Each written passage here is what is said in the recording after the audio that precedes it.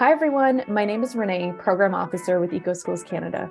On behalf of EcoSchools, thank you for viewing this webinar as part of the 2023 EcoSummit. I'm pleased to introduce Sam Gawron from Learning for a Sustainable Future to present this webinar, Action Projects to Change the World. Sam Gawron is the Manager of Programs, Engagement and Development at Learning for a Sustainable Future.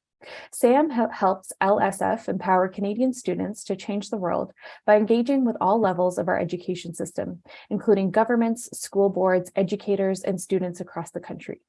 She thinks every student from K to 12 deserves to learn more about sustainability and climate change and have opportunities to make change. When she's not traveling to other provinces to run LSF's programs, Sam lives in Toronto, where she likes cooking, rock climbing, and taking long walks along the waterfront. Be sure to check out the accompanying worksheets for this webinar, which can be found linked in the description below and in the presentation schedule at ecoschools.ca/EcoSummit. We would also like to acknowledge that the EcoSummit has been made possible with support from Natural Resources Canada. We're glad to have you join us for this presentation, and now I'll pass it over to Sam. Thanks so much, Renee. I'm so excited to be here today to talk to you all about action projects to change the world, a how-to guide. So as Renee mentioned, before we dive in, make sure that you have your Sustainability Action Projects worksheet ready to go. If you didn't get a chance to print it, that's okay. It should be a pretty easy job to just follow along on some scrap paper. So that's an option as well. So we're going to be working on this worksheet together throughout the presentation. So I've already been pretty well introduced, but again, my name is Sam and I work for an organization called Learning for a Sustainable Future, LSF, that's us there. And we work across the country trying to integrate sustainability into the education system, working with students like you and your teachers, school boards, governments, everybody who's involved in education, and trying to get them to prioritize sustainability and make our world a better place. And I'm here today to talk about how you can implement successful action projects and become responsible citizens. We'll give you some tips and tricks and cool ways on how to get started and get some help. So let's back up for a second and talk about this big word, sustainability. I hope that everyone has heard this word before, and I wonder if anyone would be brave enough to define it. So if there are any brave volunteers where you are, go ahead and pause the video and talk about your own definitions of sustainability. And then I'll share a definition that we like to use, which is living in a way that meets the needs of the present without hurting the ability of people in the future to meet their own needs. So how can we change the way that we live now to make sure that all of the people and our planet are happy and healthy forever? Another great way to think about sustainability is with this framework. This is the United Nations Sustainable Development Goals. So every country that's part of the United Nations has signed on to try to achieve these goals by 2030. And these goals give an amazing picture of everything that's involved in sustainability. Because oftentimes we think a lot about the environment. So we're looking at these goals like climate action, life below water, life on land, sustainable cities and communities, talking about the environment. But it's important to remember that sustainability also includes social and economic goals like no poverty, zero hunger, good health and well-being, quality education, gender equality, decent work, economic growth, industry, innovation and infrastructure, responsible consumption and production. There are so many things that are involved in sustainability. So this is a great framework to remind us of everything that's involved there.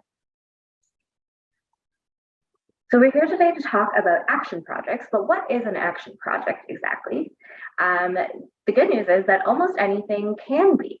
There are only two requirements. Number one is that it is sustainability focused.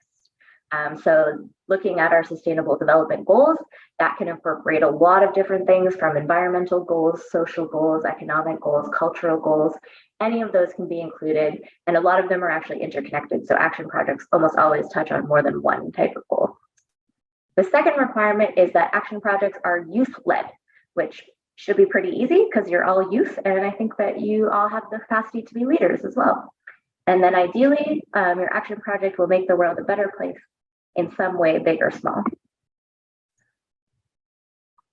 Before we start thinking about our own action projects, it's important to learn the difference between an isolated activity and an action project. So you might be thinking, I think that a good thing to do would be to plant trees. And that's great. Planting trees is awesome. We are all for more trees. But the action project is so much more than just putting those trees in the ground. They involve everything from beginning to learn about climate change and why it's a problem, about greenhouse gas emissions, learning that trees have the ability to capture carbon and help with climate change. Maybe you decide that you want to start planting trees, so you need to gain support from the other students at your school, the teachers, the admin.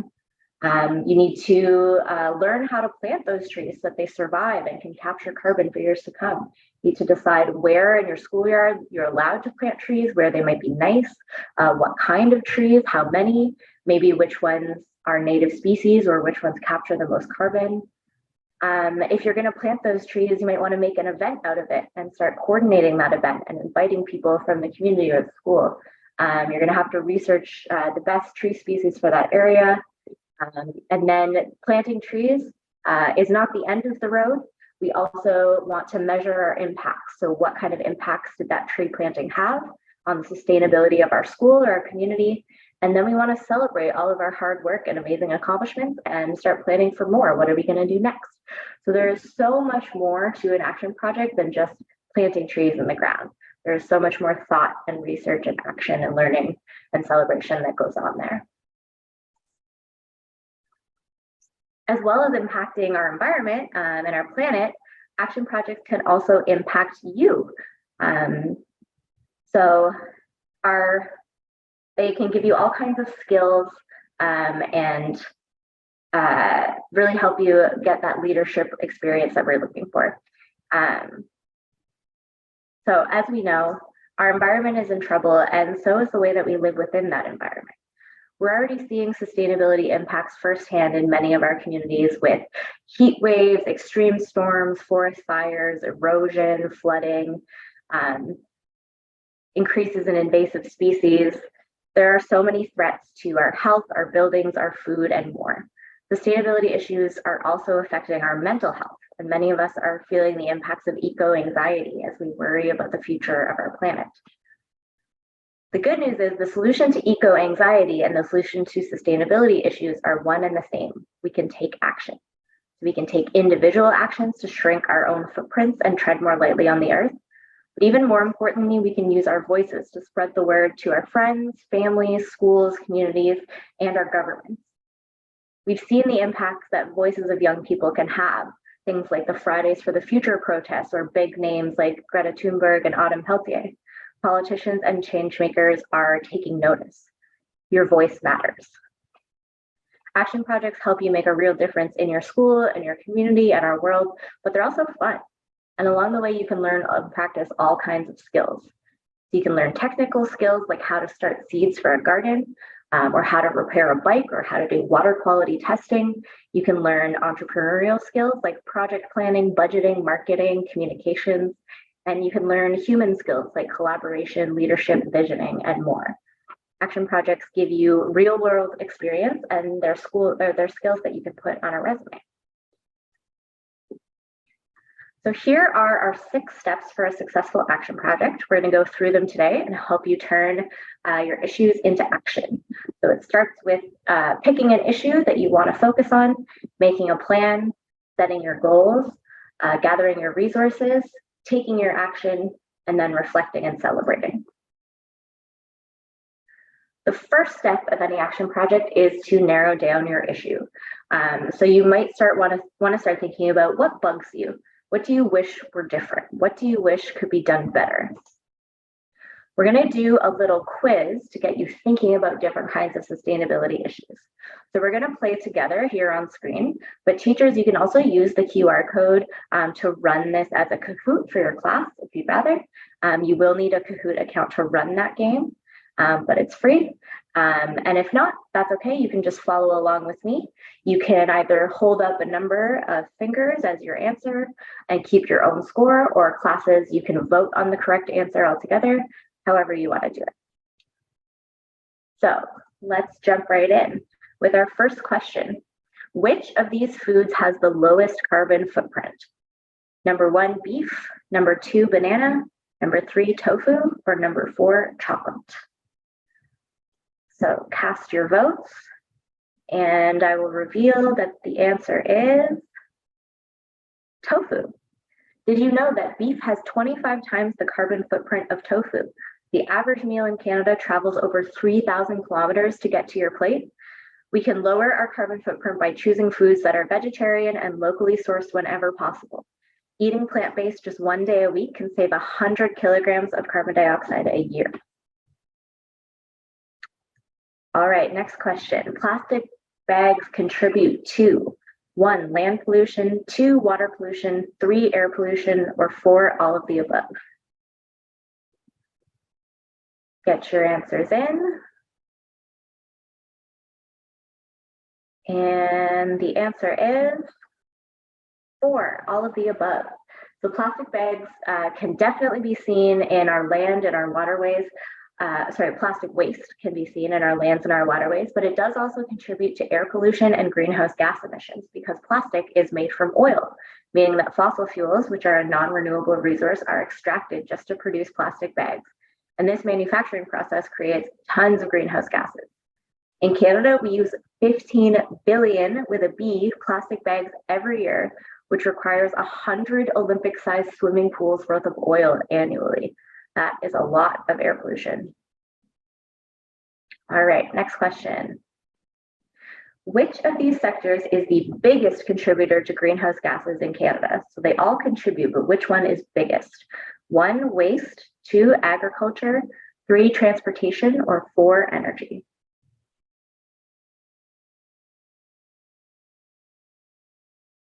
All right, get those answers in. And the answer is transportation. Reducing our travel emissions is an important aspect of taking climate action. However, all of these sectors are within the top 10 contributors to greenhouse gas emissions in Canada. So things like saving power, eating less meat, buying fewer things, and practicing proper recycling and composting can all help.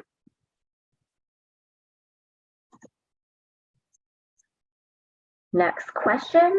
Reducing our energy use can have an impact on 1, watersheds, 2, climate change, 3, ecosystems and wildlife, or 4, all of the above.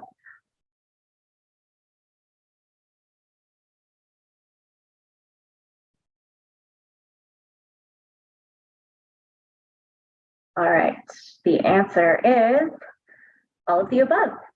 So different energy sources impact our planet in different ways. Burning coal, for example, produces a ton of greenhouse gas emissions, whereas nuclear power doesn't produce any.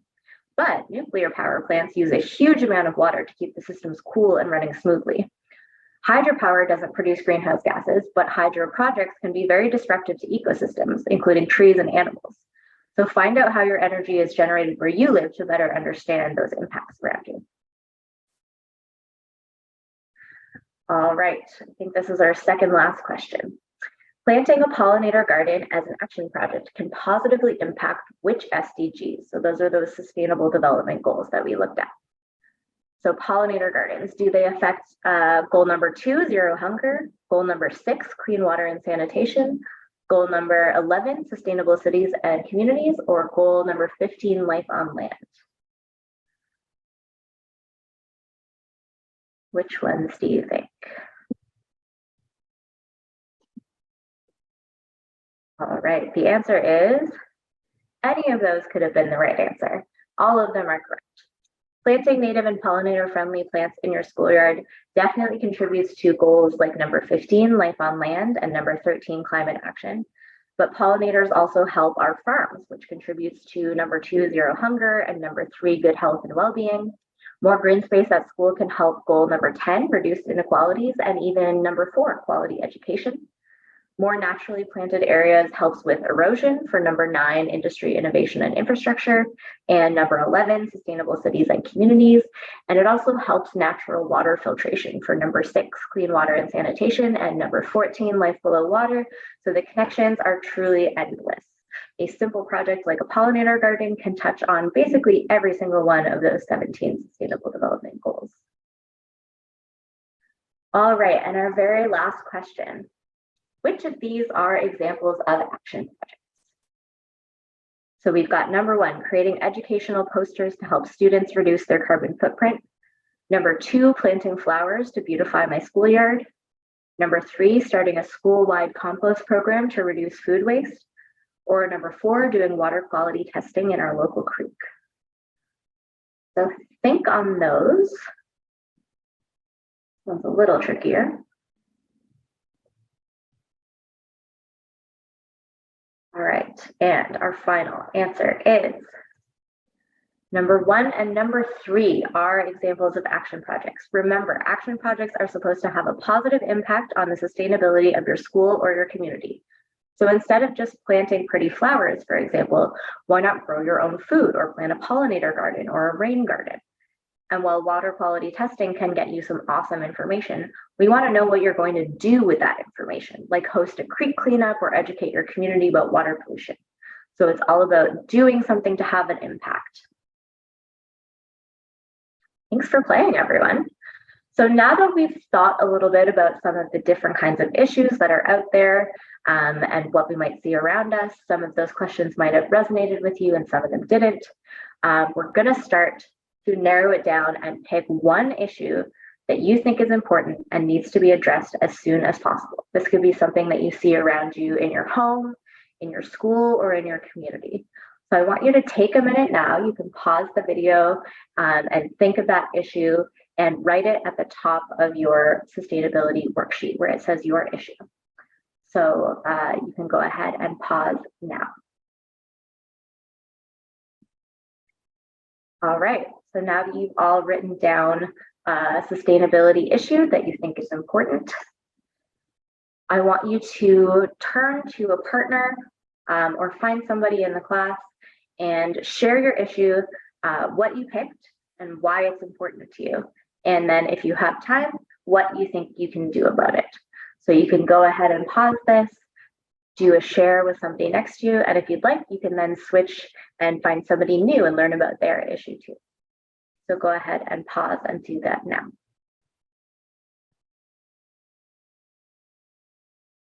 Welcome back. I hope that you learned some more about some other issues from the people around you. So I'm putting these back up on the screen because I want you to think about your issue and which goals it relates to the most. And remember, try to pick more than one goal. Think of the one that comes to mind immediately, and then maybe pick one or two more that maybe aren't so obvious.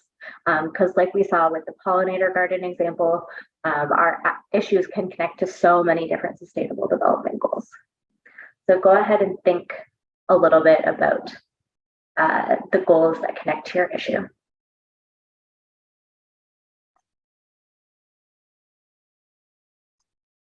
So we're going to get started on our worksheet. So your sustainability issue should be up at the top here. If it's not, go ahead and write it there now.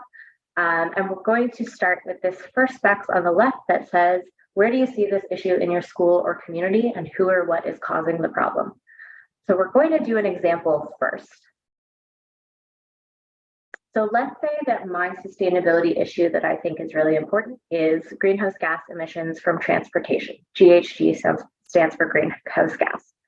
So if I think about everywhere that I see that issue in my community, I might think about people driving too much. Maybe they're not using active transport like walking or biking or scootering or roller skating or anything like that. Maybe they're not using public transit if we have that available in my city. Maybe they're just driving too much to take short trips when they could take another method of transport. We also see people idling their cars, just sitting there with the engine on, which is a big waste of gas and emits CO2, especially in the winter when it starts to get cold. People really like to idle their cars. And people also might be flying too much, taking too many plane trips, which are a huge source of emissions. So I've brainstormed this list of places that I see greenhouse gas emissions from transportation around me. But now I want to consider which of these actions I might actually be able to impact. This is called your sphere of influence. You might find it difficult, for example, to influence how many people take plane trips. That's not really in my control. I can't really do anything about that. It might even be too much to consider how people travel in my whole community. but I might be able to make a change starting at school. So for example, looking at how students and teachers get to school and what other options might be, or what's preventing them from taking a more planet-friendly option. Or I might look at idling specifically on school property and how to change people's behaviors there. So I think of these two issues, I'm more drawn to the issue of how students choose to get to school and what impact I can have on them. So I'm going to ask you to pause the video for maybe 2 to 3 minutes and start using that top left box to write down where you see the issue in your school or community, and then start thinking about which ones of those you can actually impact and maybe highlight or circle those. So go ahead and pause now.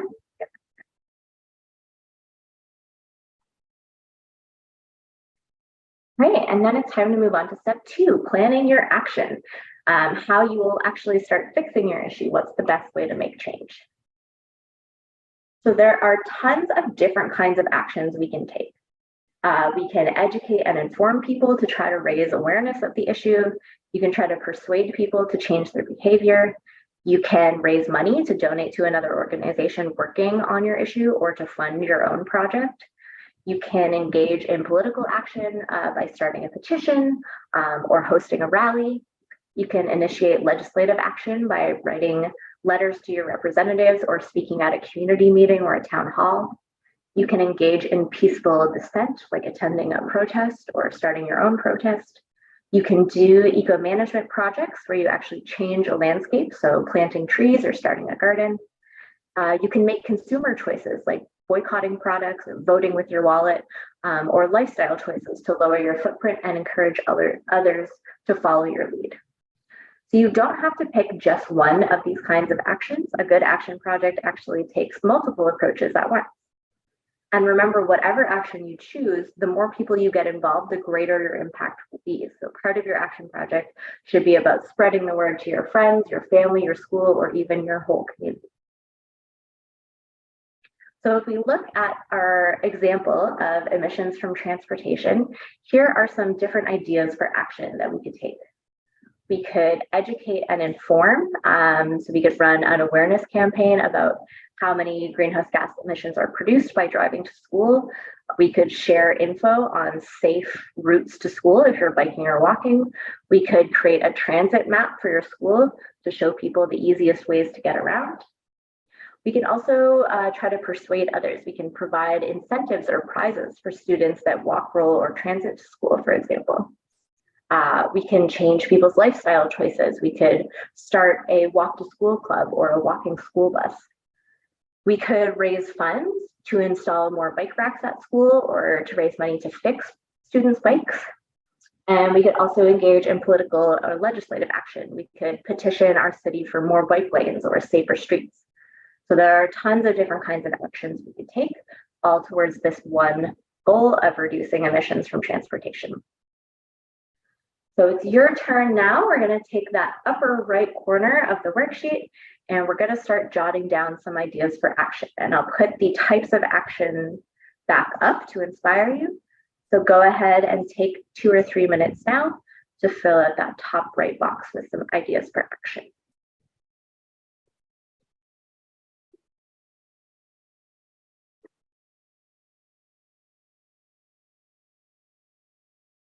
All right, now that we've thought about our issue and some potential ideas for what we could do about it, it's time to think about the end goals. What exactly are we trying to do and how will we know if we've done it? So think about your issue in particular and imagine an ideal world. Think about what your issue looks like in that perfect future. That is our vision. That's what we're trying to get there. And so what needs to happen on the way? What steps lie between us and that perfect vision? What problems and barriers could keep us from getting there? And how will we know when we've arrived? So, for example, for our transportation issue, right now we're in the problem stage where too many students get rides or drive to school. And in our perfect sustainable future, students understand and choose sustainable transport options.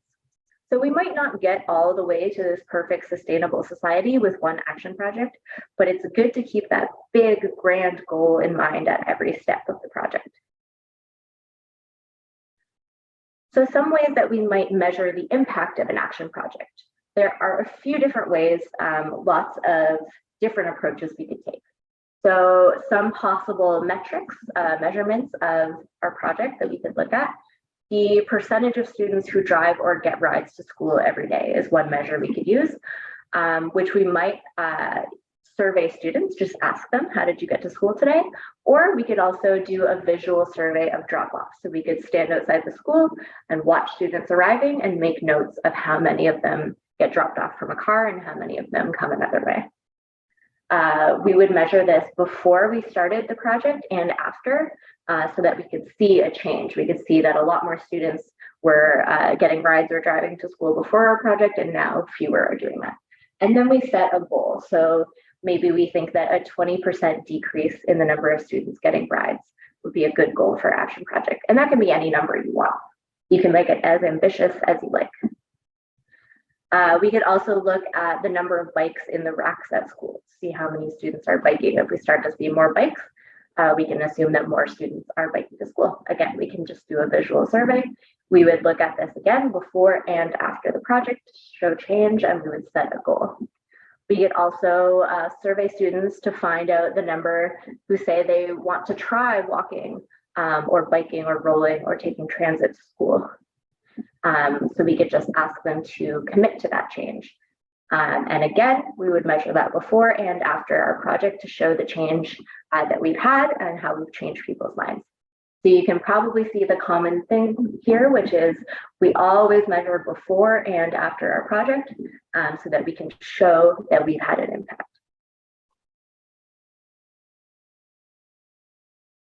But first, before we think about our goals and how we're going to measure our amazing impact, let's think about some potential problems that could arise. It is always good to think about these in advance so that you can anticipate them and make plans for overcoming them. So using our transportation example, some possible challenges or barriers, maybe students live too far away from school. And so a possible solution to that is maybe someone in our group is really tech savvy and could design a carpool app or a website so that at least we have fewer cars driving students to school. Maybe there's a lack of public transit in our area. So maybe we could encourage students to bike or walk instead. Maybe students can't afford bikes. So maybe we could raise money and have a contest to win a bike or several bikes, or maybe we could speak to some local businesses about donating some bikes. Maybe students have bikes that are in disrepair and not usable. So maybe we could learn some bike repair skills and have a free bike repair at school to help those students out. Maybe there aren't enough bike racks at school, so students have nowhere to leave their bikes. So we could fundraise for a bike rack or more bike racks. Maybe there is a lack of accessibility of sustainable options for students with disabilities. Maybe they can't walk or bike or take transit to school. So maybe we do some research to find out what some accessible options might be and how we can get support for those. Maybe students don't know how to ride bikes, so we can have an expert come in and teach a course on how to ride bikes. Maybe parents are concerned about the safety of walking to school. So you could create a walking school bus or a walking to school club. A walking school bus is just a group of students that go on a planned route and pick students up along the way, just like a school bus, but instead of on a bus, you're just walking together. So as you can see, we can think of lots of potential problems, but if we start thinking a little bit about how we might solve them, then we can prepare for those as they come up. So we've got our bottom left part of the sheet here with potential challenges and barriers. So I'm going to give you 2 or 3 minutes now to start thinking about what might come up. And then if you have time, maybe jot down some potential solutions next to those problems as well.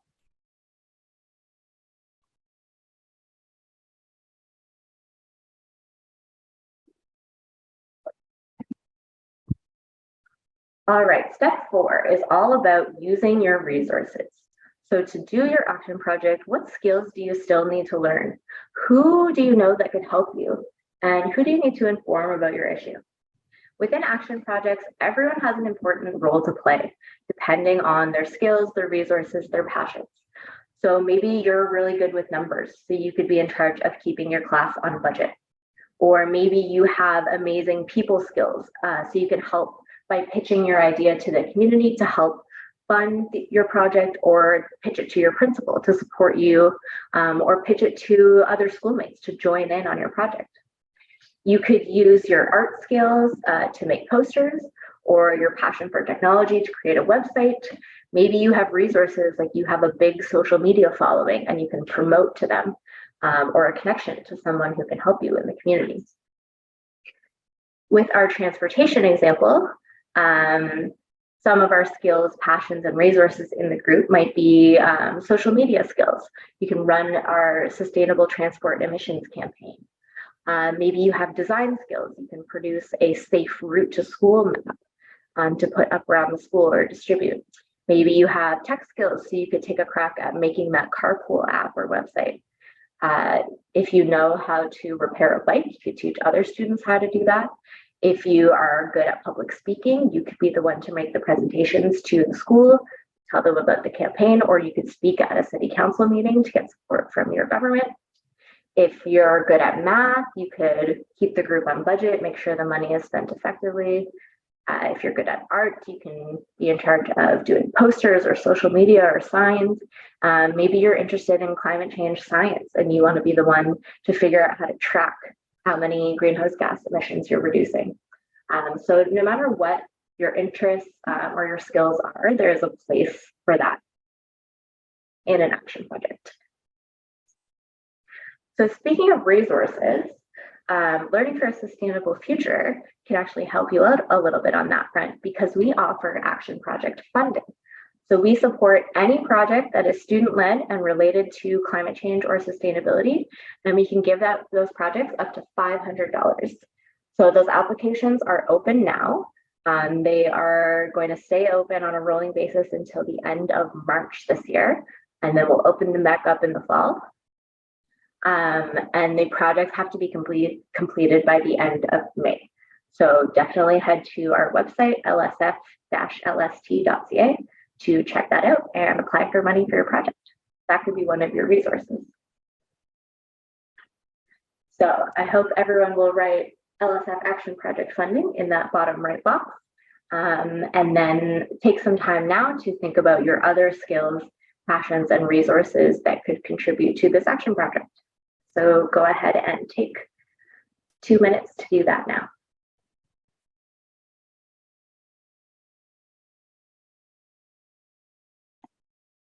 All right, so now that we've gone through the first 4 steps, we arrive at the very exciting step 5, which is to do the action project. This is when all of your hard work gets put into fruition. This could be a single day event that you've been working up to, or maybe it's just the beginning of your campaign that you're going to be running for months and months.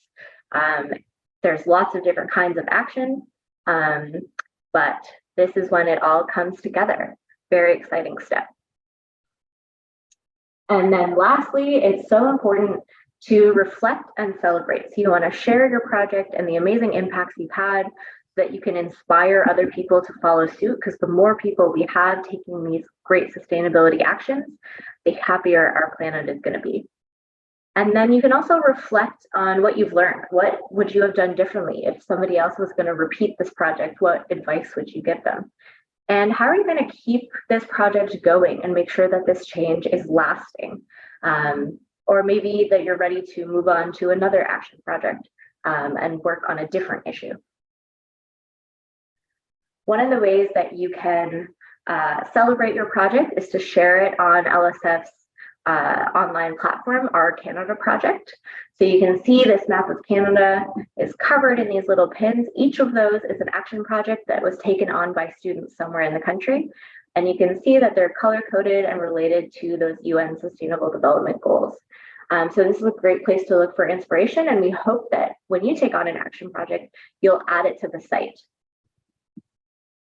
If you're looking for inspiration for what other classes have done, here are some that I suggest searching up on that site. You can go ahead and pause the video here to read those. These are some awesome ones, variety of topics, variety of ages, but they're all really great projects. And if you need a little bit of inspiration, an incentive to post on the site. If you post your action project on our Canada project this year before May 24th, then you are automatically eligible to win up to $3,000. We take all the projects that have been posted on the site that year, pick our favorites, and give out these big awards. We also definitely encourage you not only to take great pictures of your action project, but also to film it and tell us the story of your action project in a short video. That'll give you some bonus points for the award. So if you've printed out that worksheet, you can flip it over, and on the back is a lot of great information about the action project funding, how to post on the site and be eligible for the award, and some other great stuff that LSF has going on. So thank you so much, everybody. I hope that you have started thinking about ways that you can make change. Maybe as a class or as a club, you can group together and get some action projects going, get some funding, and start making some awesome changes. We at LSF do so much to support students like you in taking on action projects. So if you need any help at all, you can check us out on social media or our website, or you can go ahead and email me. My email is on the slide there. So thank you so much, everybody, and good luck changing the world.